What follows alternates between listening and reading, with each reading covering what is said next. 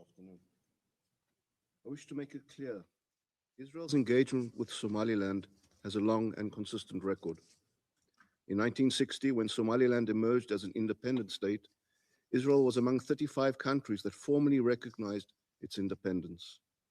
In the late 1980s, under the regime of Siad Barre, Somaliland's civilian population was subjected to mass atrocities. Entire cities were destroyed, civilians were deliberately targeted.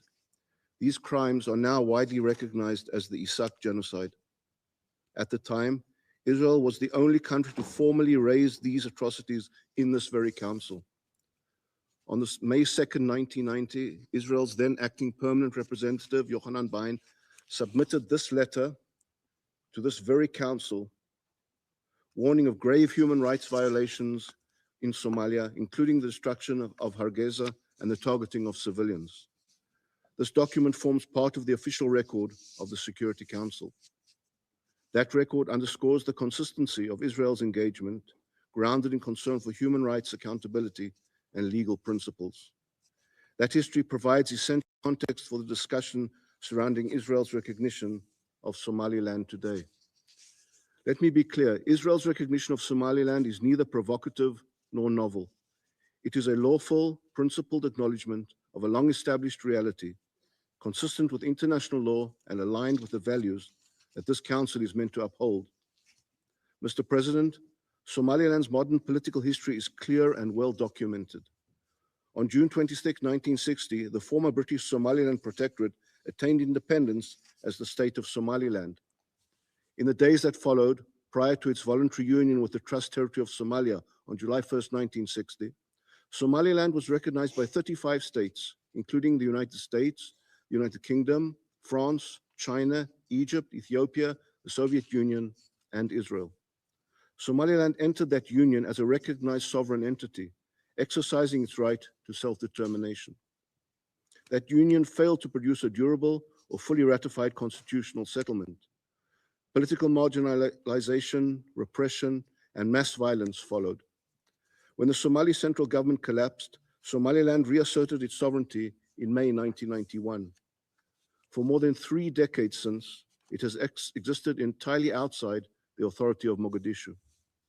Since 1991, Somaliland has consistently met the objective criteria for statehood under customary international law, as reflected in the Montevideo Convention.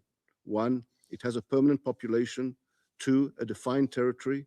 3, an effective government. 4, the capacity to conduct foreign relations.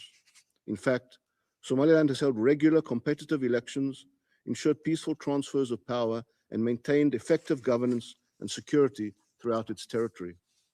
In a region marked by instability, Somaliland has demonstrated continuity, responsibility, and restraint.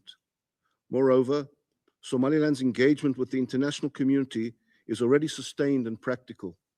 Several states maintain representative, liaison, or economic offices in Hargeisa. These relationships reflect ongoing diplomatic, economic, and development cooperation. They also reflect an acknowledgement in practice of Somaliland's capacity to govern responsibly. Israel's recognition builds on this reality.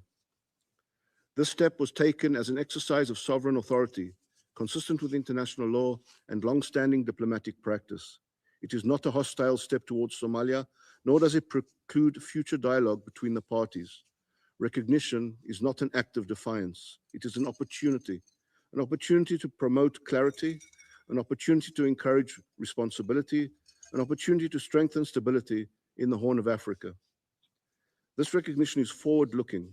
It aligns with the spirit of the Abraham Accords: cooperation over isolation, pragmatism over paralysis, and partnership over perpetual conflict.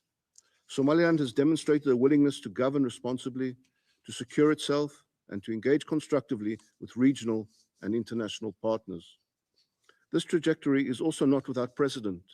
In the case of South Sudan, early engagement by individual states, including Israel, preceded broader international recognition and supported international integration and stability. Reality was acknowledged first. Consensus followed. Mr. President, the question raised by Israel's recognition of Somaliland is not whether international law permits acknowledgement of long-established facts. It does. The question is whether this Council is ready to engage with reality as it exists. Somaliland's historical sovereignty, more than 3 decades of effective self-governance, and demonstrated capacity to act as a responsible international partner meet the legal criteria that guide recognition.